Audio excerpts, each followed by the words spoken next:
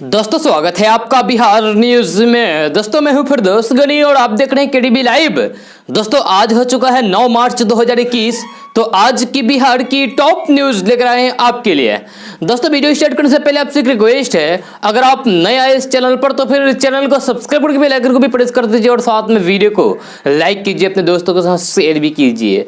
तो चलिए दोस्तों स्टार्ट करते हैं आज की बिहार की टॉप न्यूज। दोस्तों बिहार में इस साल पंचायत के चुनाव होने हैं, इसको लेकर राज्य चुनाव आयोग पूरी तैयारी में जुटा हुआ है। खबर के मुताबिक इस बार बिहार पंचायत चुनाव 10 चरणों में होगा।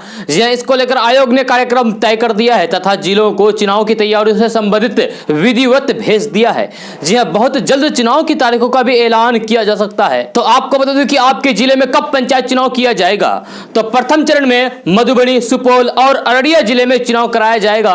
दूसरे चरण में दरभंगा, मधेपुरा जिले में बिहार पंचायत चुनाव कराया जाएगा। तीसरे चरण में समस्तीपुर, सहरसा, पूर्णिया, शिवहर और शेखपुरा जिले में चुनाव कराया जाएगा। चौथे चरण में पूर्वी चंपारण, कटिहार और बेगूसराय जिले में मतदान होगा। पांचवें चरण में मुजफ्फरपुर, खगड़िया और सारण जिले में चुनाव कराया जाएगा। छठे चरण में पश्चिमी चंपारण, गोपालगंज, नालंदा और जहानाबाद जिले में चुनाव होगा। सातवें चरण में वैशाली, सिवान, भागलपुर और लखीसराय जिले में मतदान होगा। आठवें चरण में पटना, मुंगेर, नवादा और बांका जिले में पंचायत चुनाव कराया जाएगा। नौवें चरण में जमुई, भोजपुर, गया और बक्सर जिले में चुनाव होगा और अंत में 10वें चरण में औरंगाबाद, रोहतास, अरवल और कैमूर जिले में चुनाव कराया जाएगा। दोस्तों पूर्णिया जिला मक्का का हब बनता जा रहा है। जी विदेशों में भी यहां के मक्का की मांग है। फ्रांस, ऑस्ट्रेलिया, लंदन, सिंगापुर और जापान आदि देशों की कंपनियां यहां से 2 से 3 लाख टन मक्का हर साल खरीदारी करती है। इसके अलावा लगभग 200 स्थानीय ट्रेडर मक्का का कारोबार करते हैं। जी हर साल लगभग 20 लाख टन मक्का यहां से देश के दूसरे प्रांतों और फिर विदेशों में भेजा जाता है। जी इनसे खाद्य सामग्रियों के साथ ही दवाई और फिर सौंदर्य प्रधान आदि बनाए जाते हैं। जी पूर्णिया के पूर्णिया, जलालगढ़ और रानीपत्रा रेलवे स्टेशन पर स्थित रैंक पॉइंट से हर साल करीब 2 लाख टन मक्का दूसरे प्रांतों में भेजा जाता है।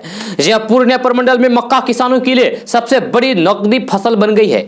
जहां प्रमंडल के पूर्णिया, अररिया, कटिहार और किशनगंज में पिछले रबी के मौसम में भी 1,50,000 हेक्टेयर में मक्का की खेती की गई थी। जहां इस मक्का की बिक्री का सबसे बड़ा केंद्र गुलाबबाग मंडी है। यहां न सिर्फ पूर्णिया बल्कि कोसी और अन्य जिलों के किसान भी अपनी फसल बेचने आते हैं। इसीलिए मक्का का कारोबार यहां अरबों में पहुंच जाता है। दोस्तों बिहार के मुख्यमंत्री नीतीश कुमार सहित बिहार के तमाम बड़े नेताओं ने अंतर्राष्ट्रीय महिला दिवस के मौके पर कल महिलाओं को बधाई दी है। जी हां, मुख्यमंत्री नीतीश कुमार ने अपने ट्विटर हैंडल से एक पोस्ट शेयर करते हुए लिखा है कि बिहार में महिलाओं के सशक्तिकरण को लेकर प्रदेश की सरकार लगातार प्रयास कर रही है। इसका नतीजा है कि प्रदेश की महिलाएं अब भरपूर आत्मविश्वास के साथ समाज की तरक्की में अपना योगदान दे रही है। आपको बता दें कि मुख्यमंत्री का पद संभालने के बाद नीतीश कुमार का शुरू से ही महिलाओं के सशक्तिकरण पर फोकस रहा है। बिहार के मुख्यमंत्री नीतीश कुमार अक्सर कहते हैं कि उन्होंने प्रदेश में पूर्ण शराबबंदी का फैसला महिलाओं के कहने पर लिया था। यह शराब के कारण सबसे अधिक परेशानी और जुल्म महिलाओं को ही झेलना पड़ा था। बिहार की राजधानी पटना में एक सभा के दौरान जीविका समूह की महिलाओं ने अपना दुखड़ा मुख्यमंत्री को सुनाया था। इसके बाद उन्होंने शराबबंदी करने का मन बनाया। बात के दौरे में जीविका दीदियों से रूबरू होने के दौरान भी उन्होंने कई बार इस पर फीडबैक लिया। यह तमाम विरोध के बावजूद मुख्यमंत्री नीतीश कुमार ने बार बार साफ किया है कि शराबबंदी का फैसला वापस नहीं लिया जाएगा। पटना की इसी सभा में मुख्यमंत्री नीतीश कुमार ने शराबबंदी की इबारत लिखी थी। उन्होंने बिहार विधानसभा चुनाव से ठीक पहले जुलाई 2015 में पटना की इसी सभा में कह दिया था कि अगर वे दोबारा सत्ता में लौटते हैं तो फिर बिहार में शराबबंदी का फैसला लागू होगा। जी हां, अगले साल हुए चुनाव में उन्होंने राजद के साथ रहकर मतदाताओं का विश्वास जीता और शराबबंदी करने का फैसला किया और शराबबंदी लागू भी कर दिया। दोस्तों बिहार के स्वास्थ्य मंत्री मंगल पांडे ने कहा है कि राज्य में 10 मार्च तक राष्ट्रीय कृमि मुक्ति दिवस के तहत 2.25 करोड़ बच्चों को कृमि नियंत्रण की दवा दी जाएगी। इसके लिए सभी जिलों में विशेष अभियान चलेगा। जी हां, कल मंगल पांडे ने कहा है कि राष्ट्रीय कृमि मुक्ति दिवस कार्यक्रम का आयोजन प्रदेश के 13 जिलों अरवल, भोजपुर, दरभंगा, गया, किशनगंज, लखीसराय, मधुबनी, नालंदा, नवादा, पूर्णिया, रोहतास, समस्तीपुर और वैशाली जिले में सफलतापूर्वक चल रहा है। बाकी के बचे हुए 25 जिलों में इसका आयोजन जल्द ही किया जाएगा और कृमि नियंत्रण की दवाई खिलाई जाएगी। दोस्तों बिहार में शराबबंदी को कामयाब बनाने के लिए 5 साल से नीतीश कुमार मेहनत कर रहे हैं। जी 1 अप्रैल 2016 को शराबबंदी लागू हुआ था, लेकिन अभी तक शराब पर लगाम नहीं लग पाया है।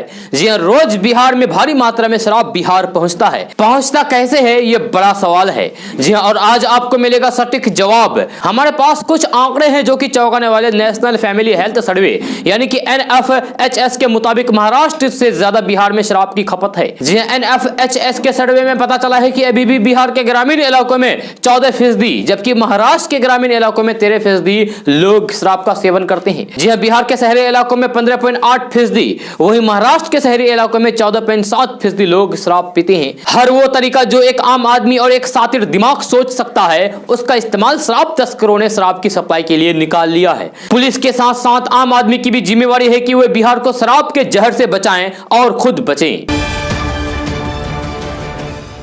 दोस्तों बिहार में मीटर रीडर अगर बिजली मीटर की रीडिंग करने नहीं आ रहे हैं तो फिर परेशान होने की कोई भी जरूरत नहीं है।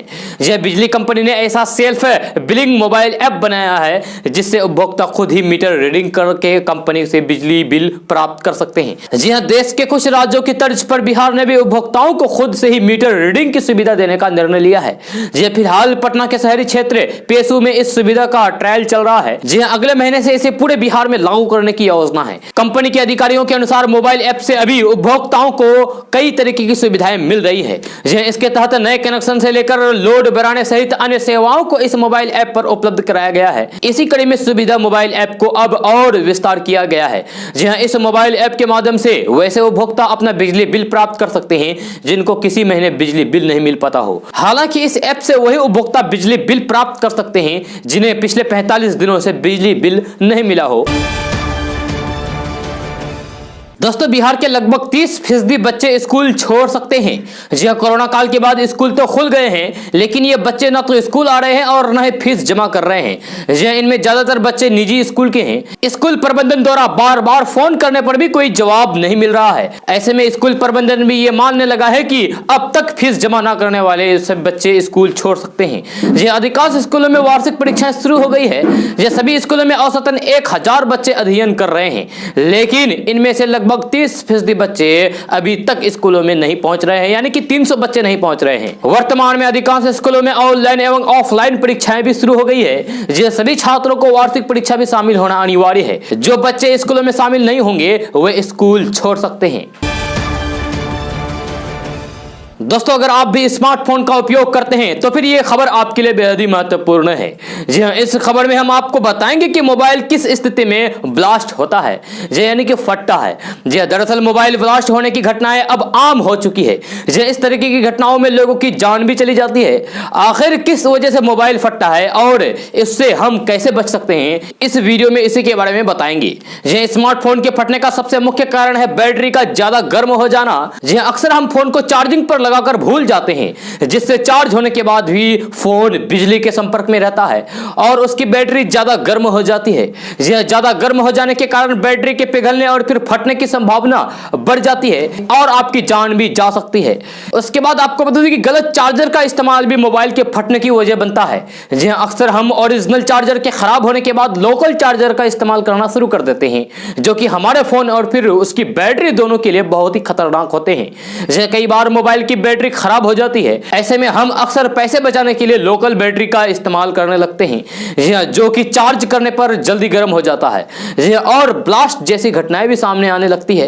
इन बैटरियों के चार्जिंग सर्किट और फिर इनपुट पावर में किसी भी प्रकार का फॉल्ट होता है। ऐसी स्थिति में बैटरी अधिक गर्म होने पर फट सकती है। तो चलिए आपको बता दें कि आप कैसे इस घटनाओं से बच सकते हैं। तो फोन को रात में तकिए के नीचे रखकर सोने से और फिर जेब में रखकर सोने से बचें। अपने मोबाइल फोन को हमेशा ठंडी जगह पर रखें और कभी भी ज्यादा समय तक सूर्य के प्रकाश में ना रहें। ना रखें। फुल डिस्चार्ज से बचें, मतलब कि फोन को पूरी तरीके से डाउन होने ना दें। रात भर फोन को चार्ज में लगाकर रखने की आदत को बदलें। चार्जिंग के दौरान फोन का इस्तेमाल करने से बचें। जरूरत ना होने पर फोन को बंद रखें। ऐसे एप्स का इस्तेमाल ना करें जो कि बैटरी को ज्यादा खर्च करते हैं। अपने फोन के साथ मिले चार्जर से फोन चार्ज करें। अपने फोन को लो वोल्टेज पर चार्ज करने से बचें। सबसे अच्छी बात कि ओरिजिनल बैटरी का इस्तेमाल करें। लोकल बैटरी कभी भी फट सकती है और आपकी जान भी जा सकती है। दोस्तों मोबाइल और कंप्यूटर स्क्रीन पर कई घंटे तक लगातार पढ़ाई की वजह से बच्चों की आंखें टेढ़ी हो रही है। इसके अलावा आंखों में जलन, सूजन, चिड़चिड़ापन, धुंधला दिखने के साथ साथ दूर की रोशनी कम हो रही है। जहाँ किसी को चश्मा लग गया है तो किसी के चश्मे का नंबर बढ़ गया है। जहाँ इसका खुलासा पीजीआई की नेत्र रोग विभाग के प्रमुख डॉक्टर कुमुदिनी शर्मा की ओर से सर्वे में रिपोर्ट में बताया गया है। साथ ही उन्होंने यह भी बताया कि इनमें एक बच्चे की आंखें टेढ़ी होने पर उसका ऑपरेशन किया जाएगा। डॉक्टर कुमुदिनी शर्मा बताते हैं कि कई बार ओपीडी में 50 से ज्यादा बच्चे पर सर्वे किया गया। इनकी जांच में करीब 6 से ज्यादा बच्चों की आंखें टेढ़ी पाई गई। जहाँ इनका उपचार चल रहा है। इनमें से हाल ही में आने वाले 7 और 13 साल के 2 बच्चे शामिल है। दोस्तों प्रधानमंत्री नरेंद्र मोदी की ओर से कोरोना का टीका लगाने के बाद देश में टीकाकरण की रफ्तार में 4 गुना का इजाफा हुआ है। देश में प्रति 100 लोगों पर कोरोना टीके की खुराक की संख्या 0.41 से 1.56 पर पहुंच गई है। जी ब्लूमबर्ग और जॉन्स हॉपकिंस यूनिवर्सिटी की ओर से इकट्ठा किए गए आंकड़ों के मुताबिक भारत में अब तक लगभग 21 मिलियन खुराक दिए जा चुके हैं। जी आंकड़े के अनुसार देश में प्रति 100 लोगों पर कोरोना टीके की खुराक की संख्या 0.41 से 1.56 पर पहुंच गई है। जी हां, कल सरकार की ओर से जारी आंकड़े के मुताबिक एक दिन में 15 लाख से अधिक लोगों को टीके की खुराक दी गई। दोस्तों बिहार में जमीन खरीदी बिक्री की फर्जीवाड़ा रोकने के लिए सरकार नई पहल करने जा रही है। अगर आप भी जमीन मालिक हैं तो फिर आप ये जान ले कि आखिर ये नई व्यवस्था है क्या। जी हाँ, दरअसल प्रदेश में अब नया सर्वे की जरूरत नहीं पड़ेगी। जी हाँ, भूमि सुधार विभाग ऐसी व्यवस्था करने जा रहा है जिससे जमीन का खरीद बिक्री के साथ ही नक्शा में खुद बदलाव हो जाएगा। जी हाँ, खतियान से भी पुराने मालिकों का नाम हटकर नए मालिक का नाम जुड़ जाएगा। जी हाँ, इसका प्रयोग सफल हुआ तो फिर वर्तमान में चल रहे सर्वे का नक्शा प्रकाशित होने के बाद फिर से नए सर्वे की जरूरत खत्म हो जाएगी। जी हाँ, जमीन की खरीद बिक्री में फर्जीवाड़ा भी रुकेगा। भूमि सुधार विभाग ऐसी व्यवस्था करने में जुटा है कि किसी जमीन की खरीद बिक्री होने पर पूरे गाँव का नक्शा बदल जाए। दोस्तों सऊदी अरब के स्वास्थ्य मंत्रालय ने कहा है कि इस साल सिर्फ कोरोना वैक्सीन का डोज ले चुके लोगों को ही हज की अनुमति होगी। जी हां, सऊदी अखबार ओकास ने स्वास्थ्य मंत्री द्वारा हस्ताक्षर किए गए सर्कुलर के हवाले से ये रिपोर्ट दी है। जी हां, रिपोर्ट के मुताबिक कोरोना टीकाकरण हज की यात्रा पर आने वाले इच्छुक लोगों के लिए अनिवार्य है और हज यात्रा की इजाजत हासिल करने के लिए कई शर्तों में से एक होगी। जी हां, 2020 में सरकार ने कोरोना महामारी के चलते हज यात्रियों की संख्या में भयंकर कटौती की थी। जी हां, सुरक्षात्मक उपायों के तहत शाही मुल्क ने सिर्फ 1000 लोगों को हज पर आने की इजाजत दी थी। जहां उसमें सऊदी नागरिक समेत मुल्क में रहने वाले अप्रवासी मजदूर भी शामिल थे। जहां इस साल का हज जुलाई के महीने में आयोजित होगा, लेकिन सऊदी अरब अभी तक कोरोना को देखते हुए हज के लिए यात्रियों की अनुमति देने की संख्या का फैसला नहीं कर सका है। जहां पिछले साल कोरोना महामारी के चलते मार्च में स्थगित उम्रा अक्टूबर 2020 में दोबारा शुरू हुआ। जहां हज और उम्रा मंत्रालय का अनुमान है कि 19 लाख लोगों ने इस साल जनवरी तक उम्रा अदा किया। दोस्तों सड़क पर बाइक चलाने के दौरान हेलमेट पहनना अनिवार्य है, लेकिन कैमूर जिले के दुर्गावती पीएचसी अस्पताल में आने के बाद यह सोच बदल जाएगी, क्योंकि यहां काम करने वाले कर्मी न सिर्फ सड़क पर बल्कि अस्पताल के अंदर में भी काम करने के दौरान भी हेलमेट पहनते हैं। ऐसे किसी महामारी से बचने के लिए नहीं करते हैं, बल्कि अस्पताल की जर्जर हो चुकी इमारत ने उन्हें ऐसा करने के लिए मजबूर कर दिया है। एक तरफ बिहार सरकार स्वास्थ्य सेवाओं को सुदूर करने का लाख दावा कर ले, लेकिन जमीनी हकीकत इससे ठीक उल्टा है।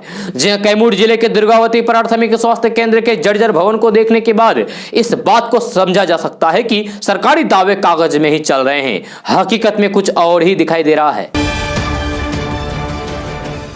दोस्तों एक तरफ बिहार के मुख्यमंत्री नीतीश कुमार नल जल योजना को लेकर कड़ा रुख अख्तियार कर रहे हैं, तो दूसरी तरफ गोपालगंज जिले में निर्माण के समय पानी भरते ही टावर पर रखी पानी की 2 टंकियां जमीन पर गिरकर धराशायी हो गई। जी हां, यह पूरा मामला गोपालगंज जिले के बरौनी के दोपुर वार्ड नंबर 6 का बताया जा रहा है।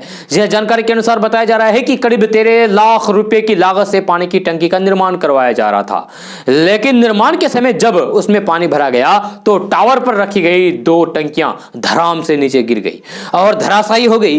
इस घटना का वीडियो किसी ने बना लिया और अब यह वीडियो सोशल मीडिया पर काफी तेजी के साथ वायरल हो रहा है। ग्रामीणों का कहना है कि घटिया निर्माण कार्य के कारण यह टंकी ज्यादा देर तक नहीं टिक सकी। इधर पानी टंकी गिरने की घटना के बाद लोगों को पीने के पानी के लिए लंबे दिनों का इंतजार करना पड़ सकता है। दोस्तों, भारत सरकार द्वारा देश के सबसे प्रतिष्ठित पद्म पुरस्कारों को अपने नाम करने में भी बिहार की महिलाओं ने परचम लहराया है।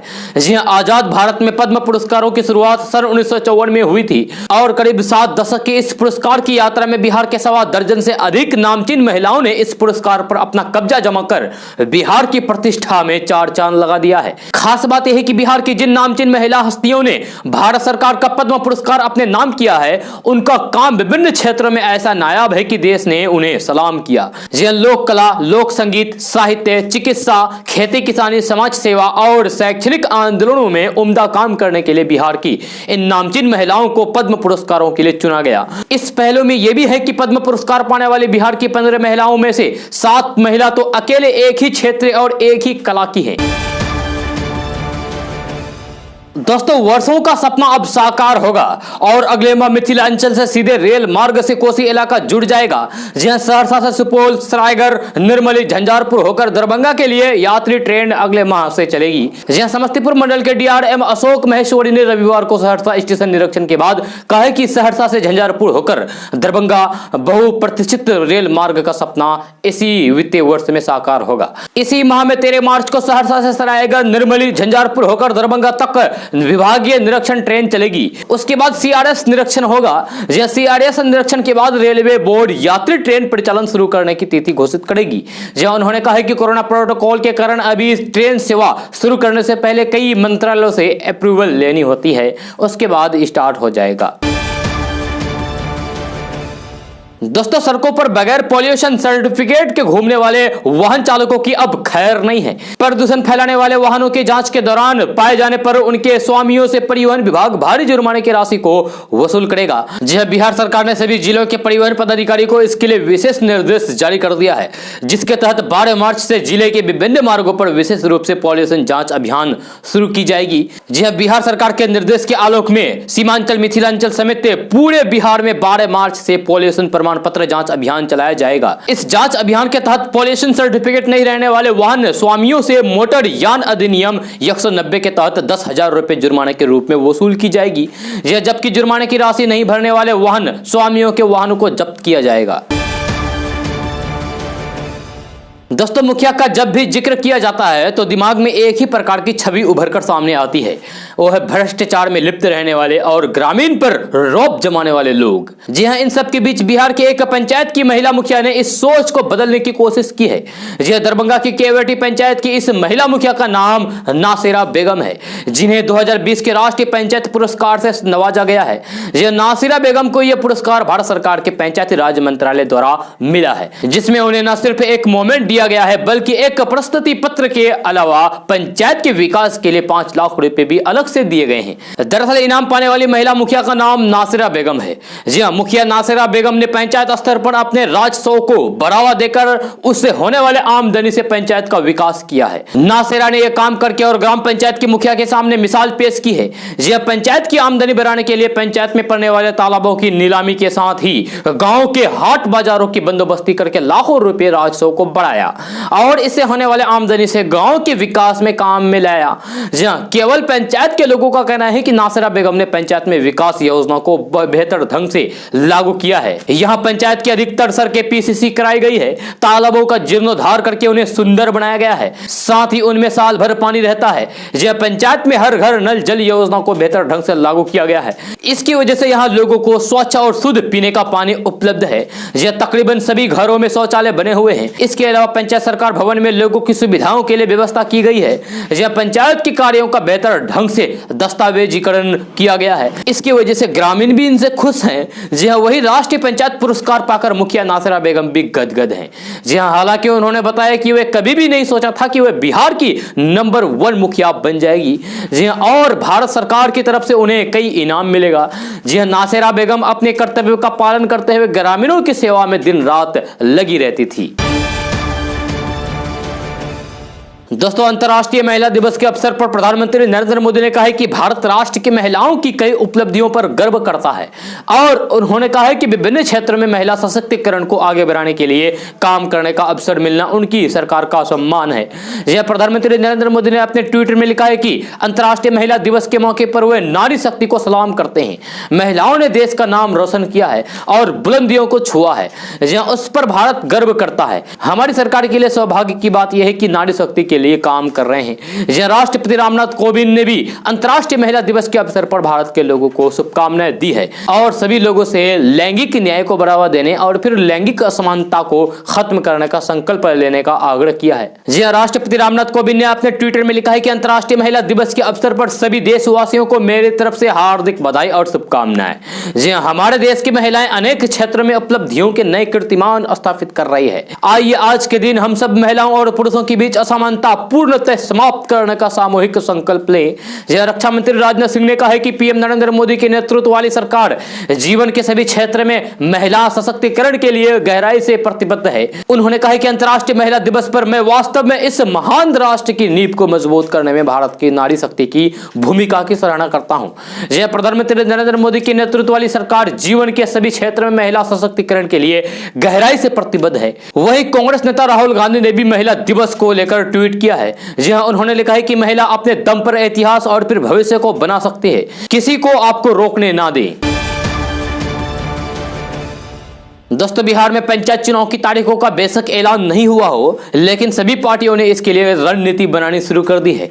जी हां, राज्य के पंचायत चुनाव बेशक पार्टी लाइन पर आधारित नहीं होते हैं, लेकिन इसके बावजूद भी पार्टियां जमीनी स्तर पर अपना दबदबा बनाने की कोशिश में जुट चुकी है। जी हां, भाजपा ने जहां पंचायत से संसद तक वाले मॉडल के जरिए प्रमुख पदों के उम्मीदवारों का समर्थन करने की रणनीति बनाई है, वहीं राजद नेता तेजस्वी यादव ने भी अपनी पार्टी के कार्यकर्ताओं को जीत के लिए मंत्र दिया है। इसके अलावा चुनाव आयोग ने भ्रष्ट आचरण वाले के चुनाव लड़ने पर रोक लगा दी है। दोस्तों, आज तक आपने सिर्फ इंसानों और जानवरों को ही कैद होते हुए देखा होगा, लेकिन आज हम आपको एक ऐसे पेड़ के बारे में बताने जा रहे हैं जिसे सैकड़ों सालों से जंजीरों में जकड़े हुए हैं। जी हां, जकड़ कर रखा गया है। जी हां, एक ऐसा ही पेड़ है जो कि एक दो नहीं बल्कि पूरे 118 सालों से गिरफ्तार है। यह पेड़ पाकिस्तान के लांडी कोटल आर्मी में लगा है। जी हां, इसकी गिरफ्तारी के पीछे बड़ी ही दिलचस्प कहानी है। अब आपके मन में सवाल तो जरूर उठ रहा होगा कि भला पेड़ को कोई क्यों गिरफ्तार करेगा, ज्यादा दिक्कत होगी तो पेड़ को काट देंगे, लेकिन एक अंग्रेज जेलर की जीत के कारण इस पेड़ को गिरफ्तार किया गया है और वे आज तक बड़ी बड़ी जंजीरों से जकड़ा हुआ है। जी हां, ये बात उस समय की है जब पाकिस्तान भी हमारे मुल्क यानी कि हिंदुस्तान का हिस्सा हुआ करता था।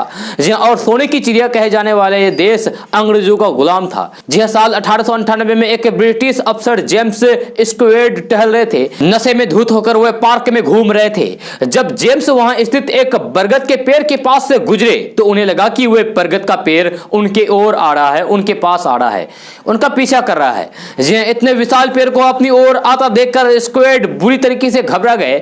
जी हां, और उन्होंने तुरंत सैनिकों को आदेश दिया है कि पेड़ को गिरफ्तार कर लिया जाए। जी हां, सैनिकों ने अपने अफसर की बात मानते हुए पेड़ को जंजीर से बांध दिया और तब से लेकर अब तक ये पेड़ गिरफ्तार है जंजीरों में, जैसे कि आप तस्वीर में देख रहे हैं। जी हां, समय अपनी रफ्तार से गुजरता गया और एक मुल्क दो हिस्सों में बंटकर आजाद हो गया, लेकिन वहां के लोगों ने इन जंजीरों को पेड़ से नहीं निकाला। जी हां, इसके साथ ही उन्होंने पेड़ पर एक तख्ती भी लटका दी और तख्ती पर लिखा है कि आई एम अंडर अरेस्ट। आज तक जंजीरें इसलिए नहीं हटाई गई ताकि अंग्रेजी शासन की क्रूरता को दर्शाया जा सके और अब ये एक पर्यटन स्थल भी है। इसके साथ ही पूरा किस्सा भी लिखा हुआ है। बहरहाल अंग्रेज चले गए और भारत पाकिस्तान अलग हो गए, लेकिन ये पेड़ आज भी अंग्रेजी हुकूमत के काले कानून की याद दिलाता है। दोस्तों, बिहार में पूर्ण रूप से शराबबंदी है। राज्य की पुलिस के धंधे के ऊपर मुख्यमंत्री के सपने को साकार करने की बड़ी जिम्मेवारी है। जी हां, सीएम नीतीश कुमार लगातार लॉ एंड ऑर्डर की मीटिंग में शराबबंदी कानून को जमीन पर सही तरीके से लागू करने और फिर इस कानून को तोड़ने वालों पर कड़ी कार्रवाई करने का निर्देश देते आ रहे हैं। बीते 15 फरवरी को मद्य निषेध उत्पाद एवं निबंधन विभाग की अहम बैठक में सीएम नीतीश कुमार ने यह निर्णय लिया है कि अगर कोई भी पुलिस वाला शराब पीते पकड़ा जाता है तो उसके खिलाफ अनुशासनात्मक कार्रवाई करते हुए उन्हें तत्काल तत्काल बर्खास्त कर दे, यानी कि उसकी नौकरी चली जाएगी। अब सवाल खड़ा हो रहे हैं कि क्या सच में सरकार इतना कड़ा रुख अख्तियार करने जा रही है। दरअसल जन अधिकार पार्टी के प्रमुख पप्पू यादव ने सरकार पर हमला बोला। जी हां, पूर्व सांसद पप्पू यादव ने पुलिस डिपार्टमेंट को कटघरे में लाकर खड़ा कर दिया।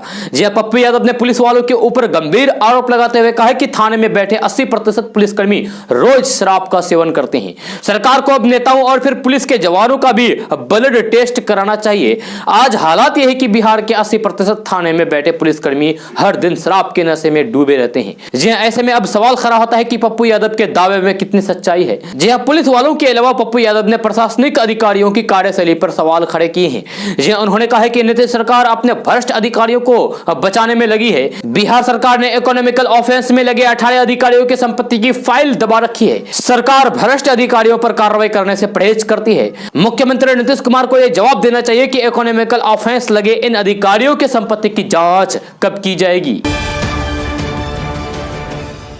दोस्तों, आने वाले दिनों में एलपीजी कनेक्शन बिना स्थानीय आवास प्रमाण पत्र का मिलेगा। जी हां, इससे नए कनेक्शन लेने वाले लोगों को बड़ी राहत मिलेगी। तेल कंपनियों से मिली जानकारी के अनुसार सरकार एलपीजी कनेक्शन को कम से कम दस्तावेजों के साथ और बिना स्थानीय आवास प्रमाण पत्र के कनेक्शन देने की योजना की तैयारी में है। तो दूसरे शहरों में काम करने के सिलसिले में जाने वाले लोगों के लिए एलपीजी सिलेंडर लेना मुश्किल होता था। जी हां, इसके अलावा सरकार एलपीजी सिलेंडर को लेकर नियम बदल रही है। नए नियम के अनुसार ग्राहक अब किसी एक डीलर के बदले एक साथ 3 डीलर से गैस बुक कर सकेंगे। यह देखा जाता है कि उपभोक्ता गैस की बुकिंग कराते हैं लेकिन उसे समय पर सिलेंडर नहीं मिल पाता है। इसीलिए ग्राहकों को राहत देने के लिए केंद्र सरकार अब गैस सिलेंडर को लेकर नियम बदल रही है। अब नए नियम के अनुसार ग्राहक अब किसी भी एक डीलर के बदले एक साथ 3 डीलर से गैस बुक कर सकेंगे और गैस ले सकेंगे। दोस्तों, केंद्रीय स्वास्थ्य मंत्री डॉक्टर हर्षवर्धन ने रविवार को कहा कि भारत में कोरोना महामारी खात्मे की ओर बढ़ रही है और कोरोना टीकाकरण अभियान को राजनीति से दूर रखा जाना चाहिए। उन्होंने कहा कि लोगों को टीके से जुड़े विज्ञान पर भरोसा और यह सुनिश्चित करना चाहिए कि उनके प्रियजनों को समय पर टीके लग जाएं। जी हां, डॉक्टर हर्षवर्धन ने कहा है कि अब तक देश में कोरोना के 2 करोड़ से अधिक टीके लगाए जा चुके हैं और टीकाकरण दर बढ़कर प्रतिदिन 15 लाख हो गई है। जी हां, उन्होंने कहा कि दूसरे देशों के मुकाबले हमने कोरोना टीकों की तेजी से आपूर्ति की है जो सुरक्षित है और उनकी प्रभावकारिता साबित हो चुकी है।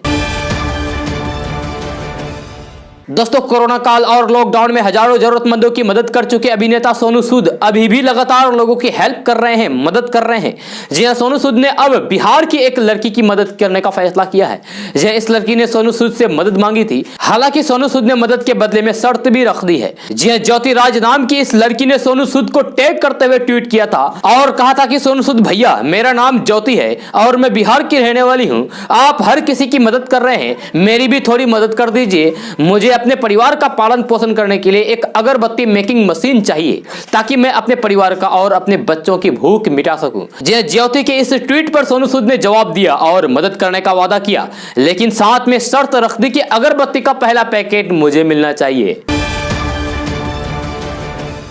दोस्तों, बिहार में बहुत से लोगों के पास पुश्तैनी जमीन है, लेकिन क्या आप जानते हैं कि कानून के मुताबिक पुश्तैनी जमीन का किसका अधिकार होता है? अभी इसी विषय में कानून के अनुसार जानने की कोशिश करेंगे कि पुश्तैनी जमीन पर किन लोगों का अधिकार होता है। जी हां, कानून के अनुसार 4 पीढ़ियों तक प्रॉपर्टी का हस्तांतरण पुश्तैनी अधिकार कहा जाता है। आपको बता दूं कि बिहार में पैतृक संपत्ति में हिस्से का अधिकार पैदा होते ही मिल जाता है। जी हां, मिली जानकारी के मुताबिक किसी व्यक्ति की पैतृक संपत्ति में उनके सभी बच्चों और फिर पत्नी का बराबर का अधिकार होता है।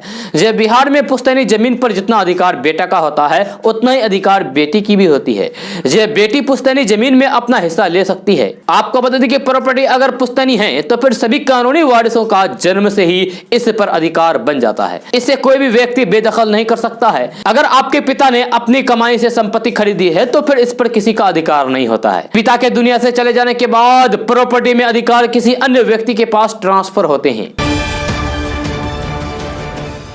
दोस्तों, बिहार की सियासत से जुड़ी एक सबसे बड़ी खबर सामने आई है कि राष्ट्रीय लोक समता पार्टी यानी कि आरएलएसपी और जेडीयू में विलय की बात कुछ और आगे बढ़ी है। सूत्रों के अनुसार अंतिम दौर की बातचीत के बाद आरएलएसपी सुप्रीमो उपेंद्र कुशवाहा की अंतिम स्वीकृति मिलते ही पार्टी का जेडीयू में विलय हो सकता है। जहां बताया जा रहा है कि अगर सब कुछ ठीक रहा तो फिर ये विलय 10 दिनों में हो सकता है। जहां बहुत संभव है कि यह 15 मार्च तक हो जाए। इसके साथ ही उपेंद्र कुशवाहा करीब 2 साल बाद फिर एनडीए में शामिल हो जाएंगे। हालांकि आरएलएसपी ने अभी तक इसकी कोई भी पुष्टि नहीं की है। दोस्तों बेगूसराय के सोहन के लिए झारखंड की रहने वाली साहिला नाम बदलकर शालिनी बन गई है। जहां इसके बाद दोनों ने मंदिर में हिंदू रीति रिवाज से शादी रचाई। दरअसल बिहार के बेगूसराय में एक मुस्लिम लड़की ने हिंदू लड़के से शादी की है। जी हां, झारखंड के हजारीबाग जिले की रहने वाली साहिला परवीन ने शालिनी बनकर बेगूसराय के नौखलाब मंदिर में बेगूसराय के फुलवरिया थाना क्षेत्र के निपानिया गांव में रहने वाले सोहन कुमार के साथ फेरे लिए। जी हां, विवाह के दौरान लड़के के परिवार के सदस्य मौजूद रहे।